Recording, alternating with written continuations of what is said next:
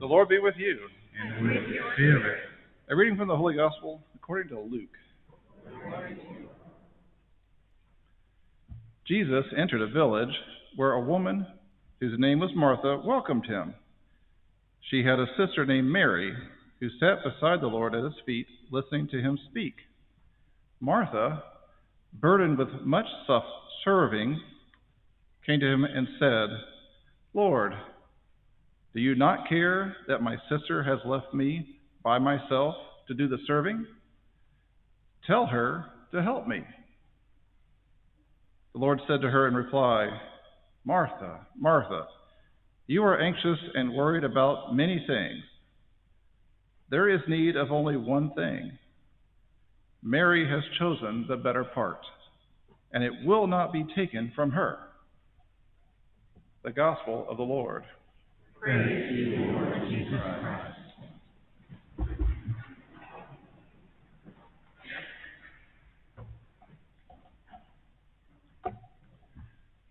I worked for a large corporation for a long time, and that means that I heard lots of stories about the misadventures of upper management. Sometimes the people running the company are called upon to go on trips to places that they'd rather not visit. And for example, you might visiting a country that has food that you don't like or you have a hard time eating. That would be an example why someone might resist travel to that place.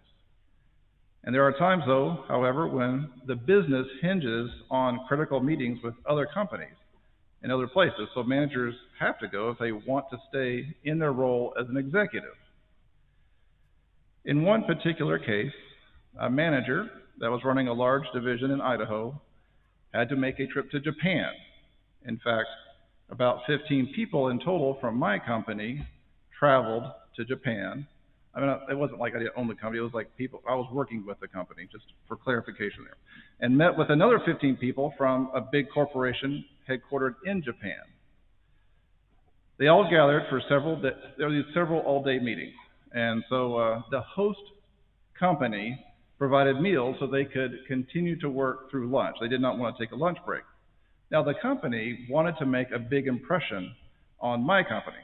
So they pulled out all the stops and provided what they considered to be the best possible food one could have. Now, the manager from my company noticed that there were these shrimp that were served, and that was fine with him. He loves shrimp. But he also noticed that the shrimp were served completely intact, with eyes and antenna and everything. And so he, at the same time, he noticed that people were picking up the shrimp and eating them with their hands. And he feared that if he didn't eat the food, that he would bring dishonor on his host. And he very much wanted to play the role of a gracious guest. But he didn't want to eat the shrimp. That was kind of looking back at him. So he developed a sneaky plan where he would be seen by everyone in the room with this shrimp in his hand as he was about to eat it, but he would still avoid eating the shrimp.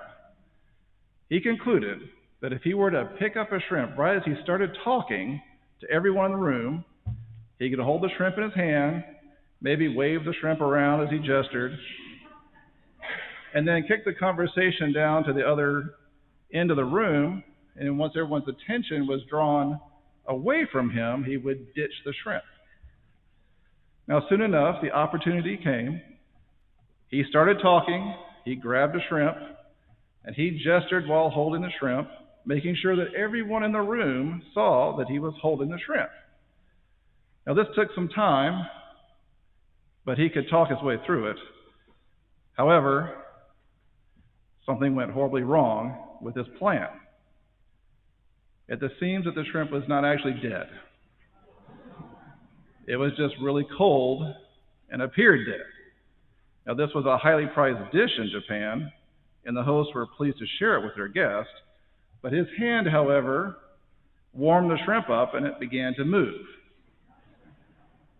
very much to his surprise. He reflexively threw the shrimp away from him, and he let out a high-pitched scream. Instead of cleverly bypassing the shrimp obstacle, he inadvertently brought a great deal of attention to him and his affinity for the shrimp.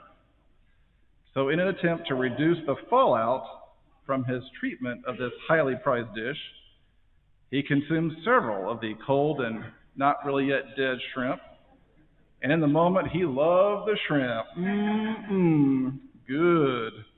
But many people heard the complaining that he did when he was back in the United States. He was clear that he appreciated the generosity, but he did not like having to eat the shrimp. So this story illustrates something about today's gospel. So the manager went to Japan, not because he wanted to go. He did so because he felt obligated and he wanted to stay there as an executive.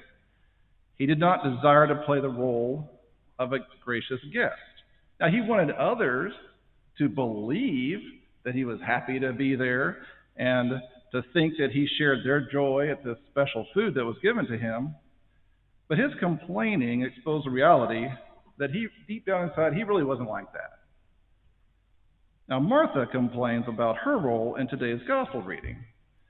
She has taken on the role of host and is doing a great deal of work to serve her guests.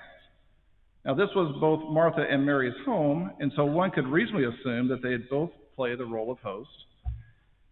But Mary does not feel the same obligation to serve the guests that Martha does.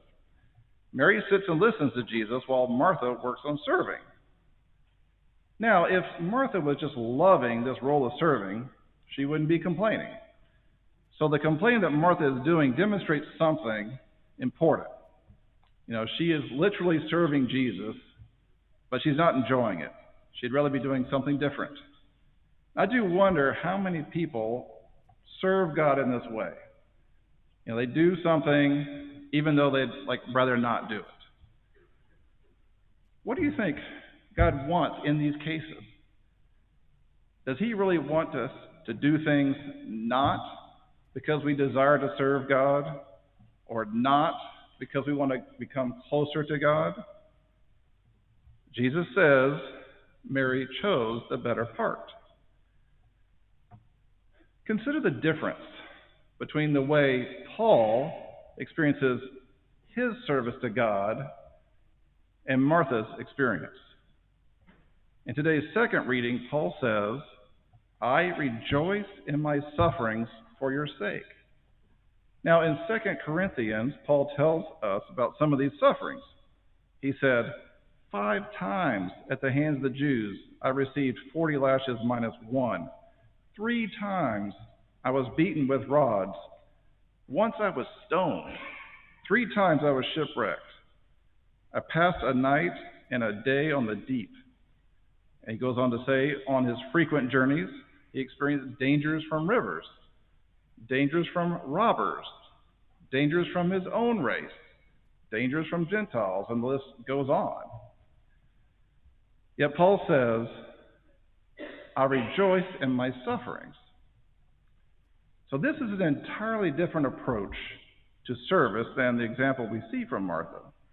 So this list from Paul, a mentally healthy person, would not like any of it. And clearly Paul didn't like it either because he refers to it as his suffering. But he chooses to rejoice because he knows he's serving God in what he's doing.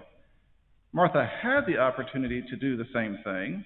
She could have said, I don't like this work. I don't want to do it. It's not fair. But I choose to rejoice in this work because I'm serving God.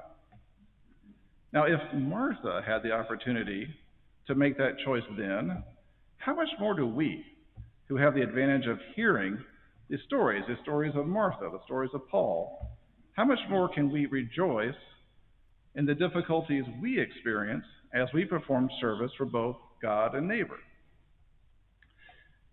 Service done begrudgingly and out of obligation, it's not service, really. The person's trying to gain something, maybe even if it's just someone else's good opinion of them. God doesn't want us in that kind of service because it's not good for us. We're no closer to God when we serve like that. Maybe it's all about us trying to earn some good opinion, some reputation. It would be a good exercise for us to consider the things that we choose to do, all the while also resenting it. That's a good indication something needs to change, because when that's happening, there's a disconnect. Jesus does not want to be disconnected from us. Instead, he wants us to choose the better part.